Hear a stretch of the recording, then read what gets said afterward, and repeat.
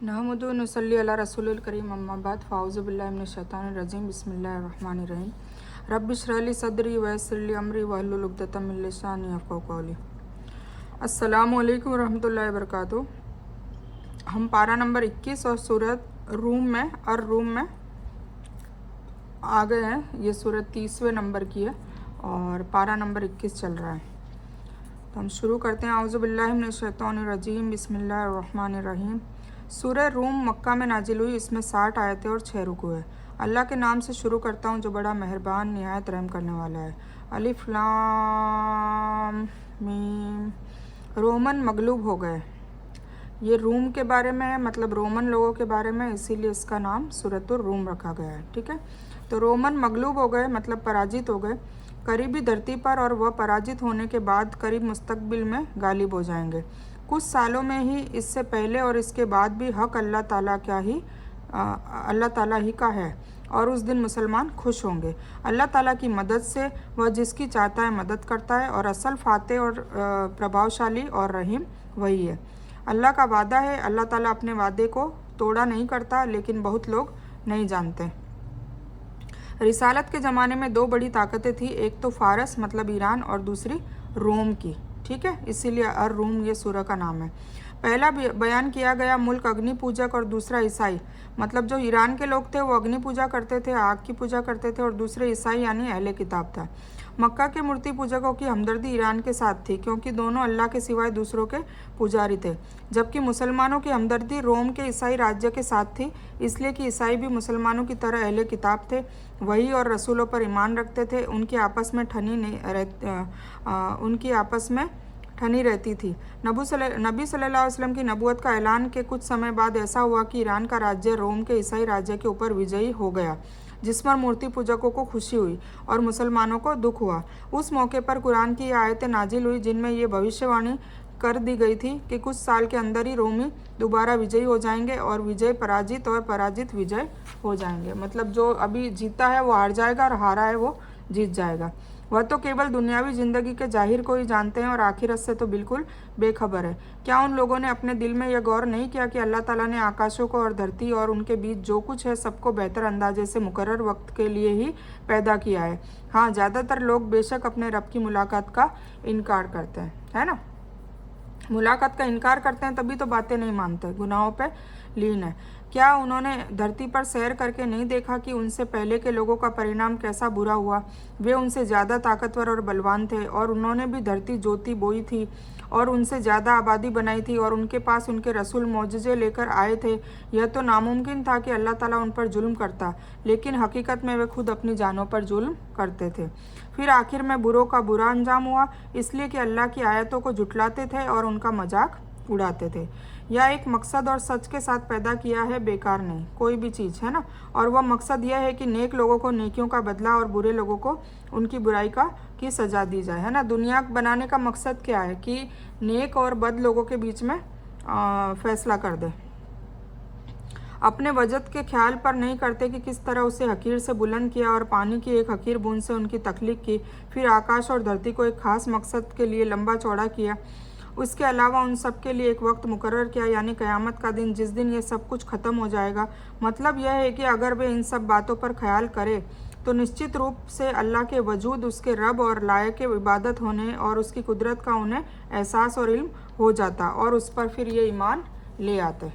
अल्लाह ताला ही मखलूक को पैदा करता है, फिर वही उन्हें दोबारा पैदा करेगा, फिर तुम सब उसी की तरफ लौटाए जाओगे। और जिस दिन क़यामत कायम होगी तो मुजरिम हैरान रह जाएंगे, और उनके सभी साझेदारों में से एक भी उनकी सिफारिश नहीं करेगा, और ख़ुद ये भी अपने देवताओं से इनकार करेंगे। मतलब कोई भी साझेदार भी इसकी सिफारिश नहीं करेगा, और ये खुद भी अपने जिनको भगवान देवता जो भी मानते थे उन सब का ये खुद ही इनकार कर देंगे, क्योंकि इनको असलियत पता चल जाएगी। जिस तरह अल्लाह ताला पहली बार पैदा करने की कुदरत रखता है, उसी तरह मरने के बाद दोबारा ज़िंदा करने की भी कुदरत रखता है, इसलिए कि दोबारा ज़िंदा करना पहली बार पैदा करने से ज़्यादा कठिन नहीं है। हक की तस्दीक के लिए कोई दलील पेश न कर सकना और हैरान होकर चुप खड़े रहना, और मुबलिस वह होगा जो मायूस होकर चुप खड़ा हो और उसे कोई दलील समझ में नहीं आ रही हो। ठीक है, और साझीदारों की जो बात है, साझीदारों से मुराद वे झूठे देवता हैं जिन्हें मूर्ति पूजक यह समझकर पूजते हैं कि ये अल्लाह के यहाँ उनकी सिफारिश करेंगे और उन्हें अल्लाह के अजाब से बचा लेंगे। लेकिन यहाँ अल्लाह ने वाजे कर दिया है कि अल्लाह के साथ साझीदार बनाने वाले के लिए अल्लाह के यहाँ कोई सिफारिश करने वाला नहीं होगा। ठीक है, जिस दिन क़यामत कायम होगी उस दिन सभी गुट बंट जाएंगे। इससे मुराद हर एक इंसान का हर एक इंसान से अलग होना नहीं है, बल्कि मतलब ईमान वालों का काफिरों से अलग हो जाना। ऐसे बंट जाएंगे, ईमान वाले अलग, काफिर अलग, मुनाफिक अलग। ईमान वाले जन्नत में, काफिर और मूर्ति पूजक नरक में चली जाएंगे। उनके बीच स्थायी मुस्तकबिल अलगाव हो जाएगा और ये दोनों फिर कभी भी जमा आपस में नहीं होंगे। यह हिसाब के बाद होगा। इस अलगाव की वजाहत अगली आयत में आ रही है। फिर जो ईमान लेकर नेक काम करते रहे वे तो जन्नत में खुश कर दिए जाएंगे, और जिन्होंने कुफ्र किया था और हमारी आयतों को और आखिरत में मिलन को झूठा ठहराया था वे सब अजाब में पकड़कर हाजिर किए जाएंगे। तो अल्लाह ताला की तारीफ़ किया करो जबकि तुम शाम करो और जब सुबह करो। मतलब तुम्हें सुबह शाम अल्लाह ताला की तस्बीह करनी है। और सभी तारीफ़ों के लायक आकाश और धरती में वही है। तीसरे पहर और दोपहर के समय भी उसकी पाकीज़गी को बयान करो। वही जिंदा को मुर्दा से निकालता है, मुर्दा को जिंदा से निकालता है, और वही धरती को उसकी मौत के बाद जिंदा करता है। इस तरह तुम भी निकाले जाओगे। और अल्लाह की निशानियों में से है कि तुम्हें मिट्टी से पैदा किया, फिर अब इंसान बनकर चलते फिरते फैल रहे हो। और उसकी निशानियों में से है कि तुम्हारी ही जाति से पत्नियां पैदा की ताकि तुम उनसे सुख पाओ। उसने तुम्हारे बीच प्रेम और दया भाव पैदा कर दिए। बेशक गौर व फिक्र करने वालों के लिए इसमें बहुत सी निशानियां हैं। मुर्दा को जिंदा से, जिंदा को मुर्दा से कैसे? जैसे मुर्गी को अंडे से और अंडे को मुर्गी से, इंसान को वीर्य से और वीर्य को इंसान से, और ईमान वाले को काफिर से और काफिर को ईमान वालों से पैदा करता है। यानी तुम्हारे ही लिंग से औरतें पैदा की ताकि तुम्हारी बीवियां हो और तुम जोड़ा जोड़ा हो जाओ। जॉर्ज अरबी भाषा में जोड़े को कहते हैं। इस बिना पर मर्द औरत के लिए जोड़ा, मर्द औरत के लिए और औरत मर्द के लिए जोड़ा है। औरतों के मानव लिंग होने का मतलब यह है कि दुनिया की पहली औरत हजरत हव्वा को हजरत आदम अलैहिस्सलाम की बाएं पहलू से पैदा किया गया, फिर उन दोनों से इंसानों का खानदान चला आ रहा है। मतलब यह है कि अगर मर्द और औरत की जाति एक दूसरे से अलग होती, मिसाल के तौर पर औरतें जिन्नात या जानवरों में से होती, या उनसे वह सुकून कभी हासिल न होता। इसीलिए दोनों का एक ही टाइप का सारा फीचर्स और वो सब कुछ है। और इस समय दोनों के एक ही जाति होने की वजह से होता है कि बल्कि एक दूसरे से नफरत और डर होता। यह अल्लाह ताला की रहमत ही है कि इंसान की बीवियां इंसानों में से ही बनाई है। मुवद्दत यह है कि पति पत्नी से बहुत मोहब्बत करता है और ऐसे ही पत्नी पति से। जैसा कि आम तौर से देखने में आया है, ऐसी मोहब्बत जो पति पत्नी में होती है दुनिया में किसी दो इंसानों के बीच में नहीं होती है ना। जितनी मोहब्बत पति पत्नी में होती है उस तरीके की मोहब्बत दूसरे रिश्तों में नहीं पाई जाती। और उसकी कुदरत की निशानियों में से आकाशों और धरती की पैदाइश और तुम्हारी जुबानों और रंगों का इख्तलाफ भी है। अक्लमंदों के लिए अवश्य उसमें बड़ी बड़ी निशानियाँ हैं। और दूसरे भी उस कुदरत की निशानियाँ तुम्हारे रात और दिन की नींद में है। उसका फजल यानी रोजी को तुम्हारा खोजना भी है। जो लोग कान लगाकर सुनने वाले हैं उनके लिए इसमें बड़ी निशानियाँ है। मतलब रात को सुकून भरा बना दिया ताकि सब लोग एक साथ रात को सो जाए, और दिन को रोजी ढूंढने के लिए बना दिया, उजाले वाला बना दिया, उसमें रोजी तलाश करने को कहा, तो ताकि सब लोग काम पे लग जाए। अगर ऐसा होता कि कुछ रात को सोते कुछ ये तो हल्ला होता रहता और कभी सुकून नहीं मिलता। तो ये अल्लाह ताला की बहुत बड़ी नेमतें हैं जिससे हमें सबक सीखना चाहिए। सारी निशानियों से हमें अल्लाह की कुदरत को जानना चाहिए और उसका शुक्र अदा करना चाहिए। और उसकी निशानियों में से एक निशानी यह भी है कि वह तुम्हें डराने और उम्मीद वाला बनाने के लिए बिजलियाँ दिखाता है और आकाश से बारिश करता है और उससे मुर्दा धरती जिंदा करता है। इसमें भी अक्लमंदों के लिए बड़ी निशानियाँ हैं। और उसकी एक निशानी यह भी है कि आकाश और धरती उसके हुक्म से कायम है। फिर वह जब तुम्हें आवाज़ देगा केवल एक बार की आवाज़ से ही तुम धरती से निकल आओगे। मतलब क़यामत के दिन कब्रों से उठ खड़े होगे। दुनिया में इतनी जुबानों का पाया जाना भी अल्लाह ताला की कुदरत की एक बहुत बड़ी निशानी है। अरबी है, तुर्की है, अंग्रेज़ी है, उर्दू है, हिंदी है, पश्तो, फ़ारसी, सिंधी, बलूची, तमिल, तेलुगु और बंगला वगैरह। फिर एक एक ज़ुबान की आवाज़ और शैलियाँ भी है। एक इंसान अपनी जुबान और लहजे से सबब लाखों की भीड़ में पहचान लिया जाता है कि फला देश के फला इलाके का रहने वाला है। सिर्फ जुबान ही उसकी पूरी तारीफ करा देती है। इसी तरह एक ही माता पिता आदम और हवा से होने के बावजूद भी रंग एक दूसरे से अलग है। कोई काला है, कोई गोरा है, कोई गेहुआ रंग का है। फिर काले और गोरे रंग में भी इतने दर्जे हैं कि ज़्यादातर आबादी दो रंगों में बंटने के बावजूद भी उनकी कई किस्में हैं और एक दूसरे से पूरी तरह से अलग अलग है। फिर उनके मुंह की बनावट, शारीरिक रचना, उनके ढांचे में ऐसा फ़र्क रख दिया है कि एक एक देश का इंसान अलग से पहचान लिया जाता है ना। जैसे अफ्रीकन है, वो उनका रंग काला भी होता है और वो हाइट बॉडी में बहुत ज़्यादा लंबे चौड़े होते हैं। इंडोनेशियन है, वो उनकी हाइट कम होती है। अलग अलग टाइप के लोग होते हैं। जैसे यूरोपियन है, वो गोरे चिट्टे होते हैं तो वो अलग से पहचाने जाते हैं। तो इस तरीके से सबकी बनावट और सबकी जो रंग है, शेप है, सब में अल्लाह ने फ़र्क रखा है। और आकाश और धरती की सारी चीज़ें का वही मालिक है और हर एक उसके हुक्म के ताबे हैं। और वही है जो पहली बार मखलूक को पैदा करता है, वही फिर से दोबारा पैदा करेगा और यह तो उस पर बहुत आसान है। उसी की अच्छी और उच्च विशेषता है, मतलब सिफातें हैं आकाशों में और धरती में भी। वही ज़बरदस्त हिकमत वाला है।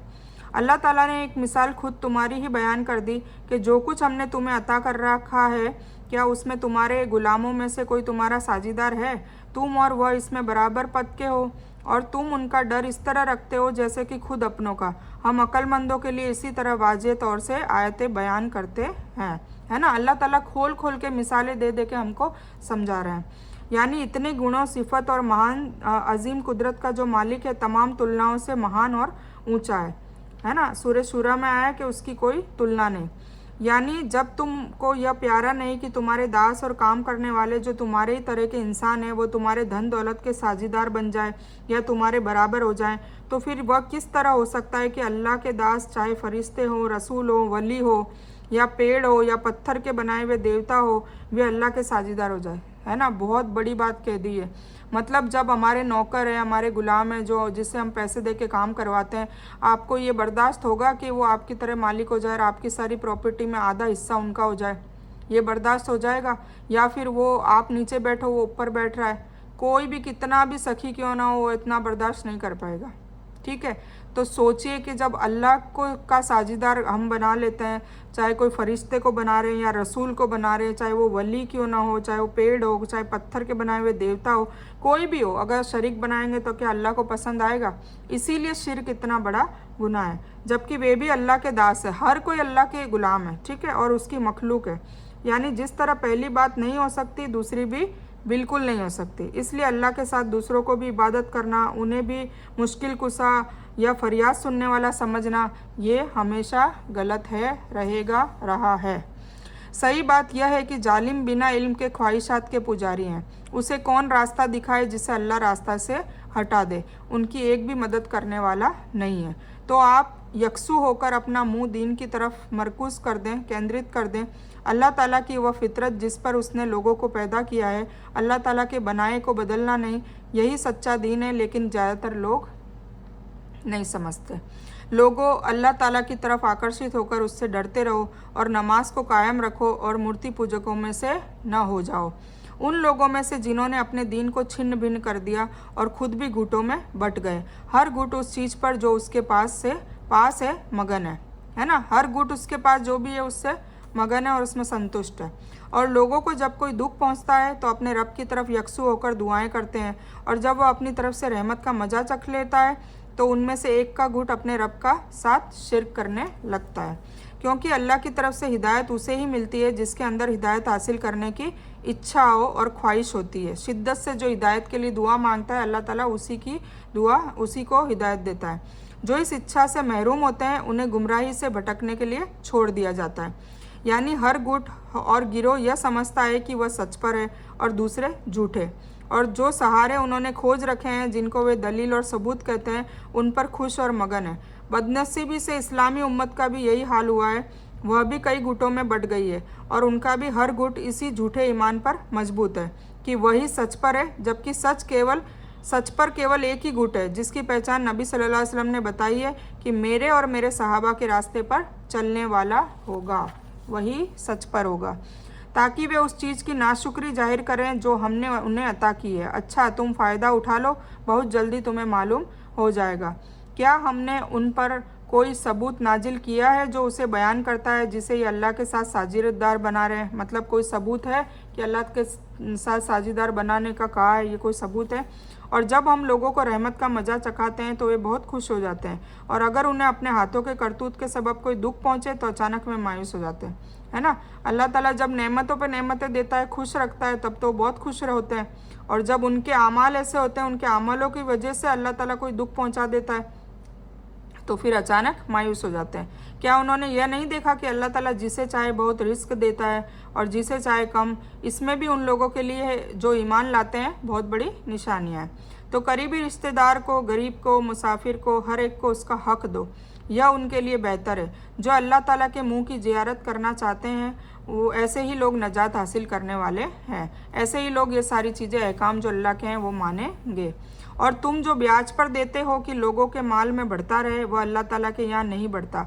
और जो कुछ तुम सदका और ज़कात तुम अल्लाह ताला के मुंह देखने के लिए, मतलब अल्लाह ताला की रज़ा के लिए, मुंह देखने का क्या मतलब है, अल्लाह ताला को राज़ी करने के लिए अगर तुम सदका देते हो, ज़कात देते हो, तो वो ऐसे ही लोग हैं जो अपने बढ़ाने वाले, मतलब वहाँ तुम्हें बढ़ा हुआ मिलेगा।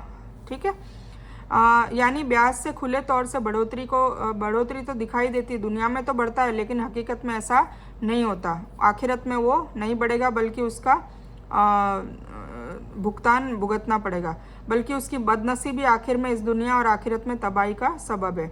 हज़रत इब्ने अब्बास और कई साहबा और ताबीन में इस आयत में रिबा से मुराद ब्याज नहीं बल्कि वह उपहार लिया है जो कोई गरीब किसी धनवान को या जनता को, कोई इंसान या राजा के अधिकारी को या सेवक अपने मालिक को इस इरादे से देता है कि वह उसके बदले में उससे ज़्यादा देगा। उसे रिबा इसलिए कहा गया है कि देते समय ज्यादती का ध्यान होता है।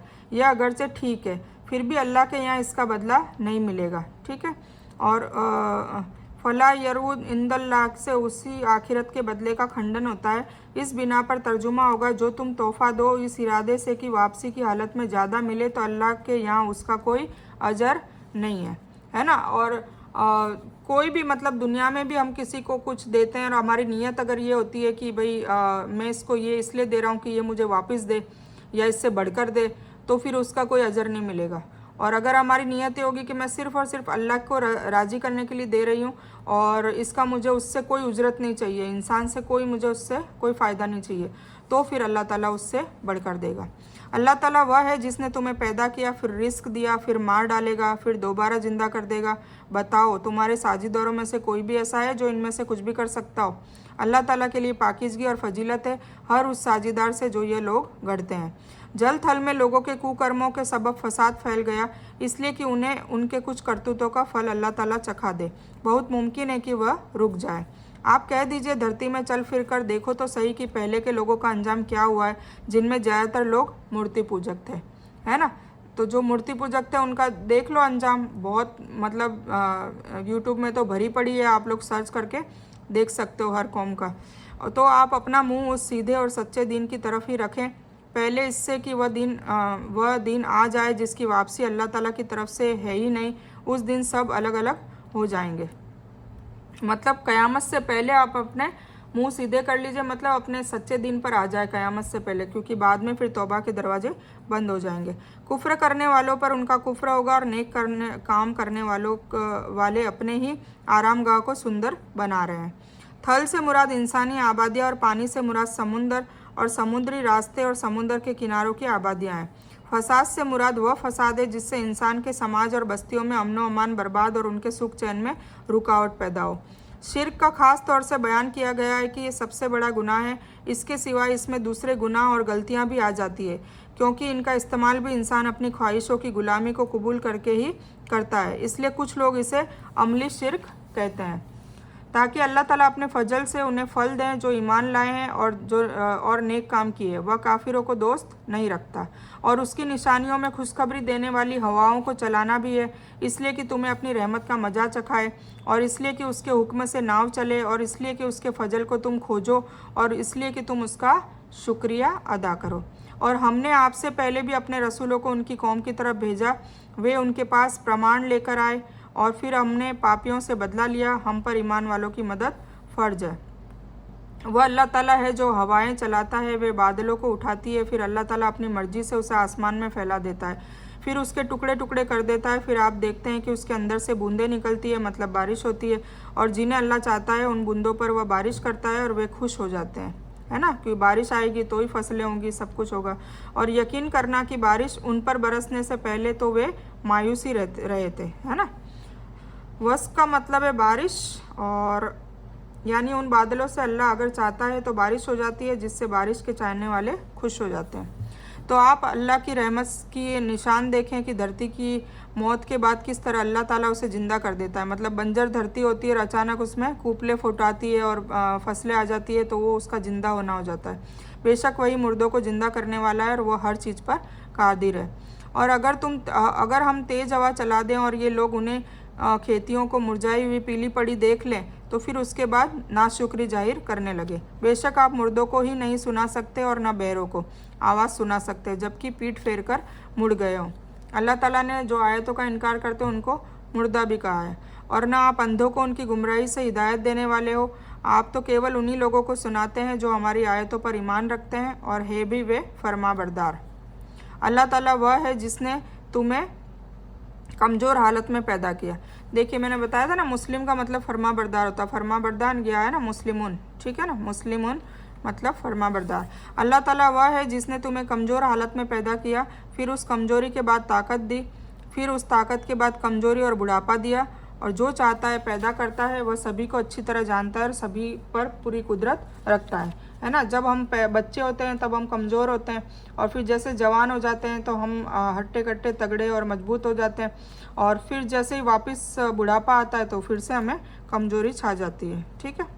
असार और रहमत से मुराद वे अनाज, पैदावार और मेवे हैं जो बारिश से पैदा होते हैं और सुख सुविधा और खुशहाली के सबब होते हैं। देखने से मुराद नसीहत हासिल करने की नज़र से देखना है, ताकि इंसान अल्लाह की ताकत और कुदरत और इस बात को कबूल कर ले कि वह क़यामत के दिन उसी तरह मुर्दों को ज़िंदा करेगा।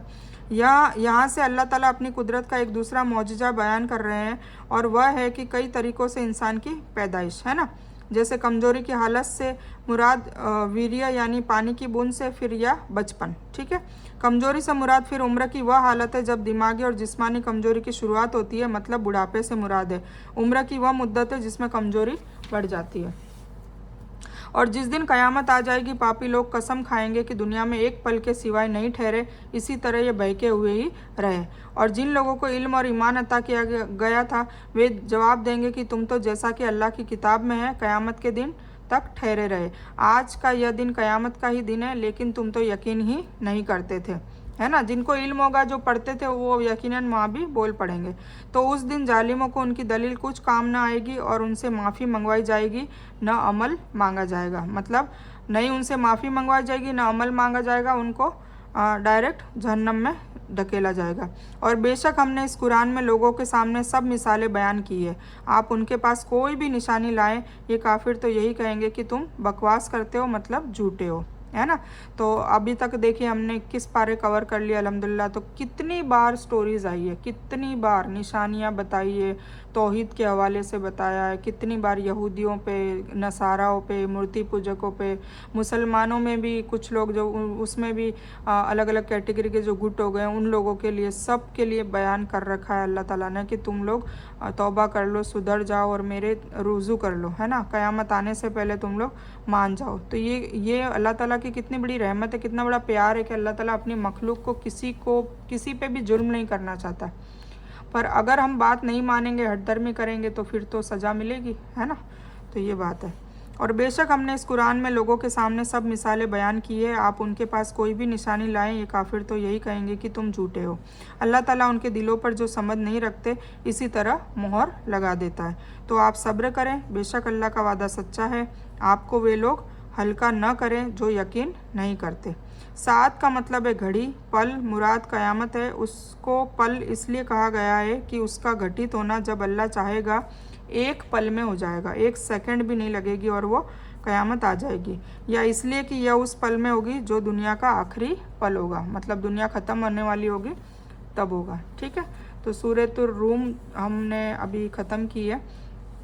और जैसा कि मैंने आपको बार बार बताया कि जब भी मक्की सूरत होती है तो तौहीद और आखिरत के बारे में तज़किरा होता है। तो अभी ये मुसलसल मक्की सूरतें चल रही है, इसलिए आपको बार बार तौहीद तौहीद तौहीद मतलब शिरक न करना, शिरक न करना मतलब तौहीद, और तौहीद का मतलब सिर्फ़ और सिर्फ अल्लाह को की इबादत करना और अल्लाह से ही मांगना। ठीक है, तो इसके बारे में आएगी। और आखिरत मतलब फिर क़यामत का तज़किरा होगा, जन्नत दोज़ख के बारे में बताया जाएगा। तो ये सब मक्की सूरतों में यही आता है। अब तो जब भी मक्की सूरतें आएगी तब आपको ये बार बार और कितनी बार रिपीट हो रहा है, सोचें कितनी बार, इतनी बार रिपीट होगा तो एक बच्चा, एक पागल मजनून भी होता है ना, तो इतनी बार रिपीटेशन होता है तो उसको भी पता चल जाता है कि भाई हमें अब ये काम करने हैं और ये नहीं करने, है ना। फुरकान है ये तो, कुरान सूरह फुरकान में है ना, फ़र्क करने वाली किताब है। सही क्या है, गलत क्या है, हक क्या है, हलाल क्या है, हराम क्या है, अच्छा क्या है, बुरा क्या है, तो सारी चीज़ें हमें बयान कर दी गई है। ठीक है, तो इसीलिए हमें तौहीद पर, आखिरत पर और रिसालत पर, ये 3 चीज़ों पर अगर हमने फ़ोकस कर लिया तो इंशाल्लाह हम मुत्तकीन में आ जाएंगे, मोमिन में आ जाएंगे। और मुत्तकीन में आ जाएंगे तो अल्लाह ताला कहता है कि ये वही किताब है जिसमें कोई शक नहीं, और वो सिर्फ़ और सिर्फ हिदायत देती है किस लोगों को, मुत्तकियों को, तकवे वालों को। तकवे वाले किसको कहा जाता है, जो अल्लाह से मुसलसल मोहब्बत भी करे और अल्लाह का खौफ भी रखे। मोहब्बत इतनी ना करे कि सोच ले कि मैं तो जन्नत में ही जाऊंगा चाहे कुछ भी ना करूं तो भी, मतलब अल्लाह की इबादत ना करूं, या मैं अच्छे आमाल भी ना करूं, अच्छे अखलाक भी ना करूं, गुनाह करता रहूं, जो करना है वो करता रहूं, अपनी मन की ख्वाहिशें पूरी करता रहूं चाहे हराम से ही हो, और फिर भी मैं अल्लाह मुझे जन्नत में डाल देगा। तो इतनी मोहब्बत भी नहीं होनी चाहिए, और इतना खौफ भी नहीं होना चाहिए कि मैंने कुछ जाने अनजाने में छोटे मोटे गुनाह कर दिए तो अब मैं गुनाहों से रुकूं नहीं और बोलूं कि नहीं अब एक मौत की सज़ा भी फांसी है तो 99 की भी सज़ा फांसी है तो अब मैं करता रहूं, और या फिर अपने आप को मारने पर तुल जाऊं, या खुदकुशी कर लूं, या इतनी मायूसी हो जाए कि मैं दुनिया बिल्कुल छोड़ दूं, रहबानियत पर आ जाऊं। तो ये भी अल्लाह ताला को पसंद नहीं है। अल्लाह ताला को बैलेंस पसंद है, मतलब दोनों चीज़ें करनी है। तो हमें तकवे वाला अल्लाह ताला बनाए, आमीन सुम्मा आमीन या रब्बिल आलमीन। और हमें सच्ची पक्की हिदायत दे और मौत तक हिदायत दे और हिकमत दे। और अल्लाह ताला जब हमारी मौत आए तब हमारा ख़ात्मा जो ईमान पर हो, हम मोमिन हो, अल्लाह ताला हमसे राज़ी हो, हम अल्लाह से राज़ी हो, और तब हमारा ख़ात्मा हो और हमारे घर वालों का भी इसी तरीके से हो, और ला इलाहा इल्लल्लाह पे हमारा ख़ात्मा हो। आमीन सुम्मा आमीन या रब्बिल आलमीन। तो मैं ये सूरह को यही मुकम्मल करती हूँ। इस बयान में कुछ भी दीन की अच्छी और हक बात आई हो सिर्फ़ और सिर्फ अल्लाह की तरफ से है, और बुरी या गलत बात जो गलती से या जज्बात में आकर मेरे मुंह से कुछ भी गलत वर्ड या कोई बात निकल गई हो तो मेरी तरफ से, और इस गलती के लिए मैं अल्लाह अज़्ज़ व जल से और आप सभी लोगों से माफ़ी की तलबगार हूँ। मैं कोई आलिमा नहीं हूँ, मैं सिर्फ तालिब इल्म हूँ। अल्लाह मेरी कोशिश से आप सभी को सही नफ़े बख्श इल्म पहुँचाए और मैं आप लोगों की हिदायत और हिकमत में सदका जारिया बनूँ, बस मेरी यही तमन्ना है। आमीन सुम्मा आमीन या रब्बिल आलमीन। रब्बना आतिना मिन लदुनका रहमतम वही लना मिन अमरिना रशदा। अल्लाहुम्मा सल्ली अला मोहम्मद व अला आलि मोहम्मद कमा सल्लैता अला इब्राहीम व अला आलि इब्राहीम इन्नका हमीदुम मजीद। व आखिरु दावाना अनिल हम्दुलिल्लाहि रब्बिल आलमीन।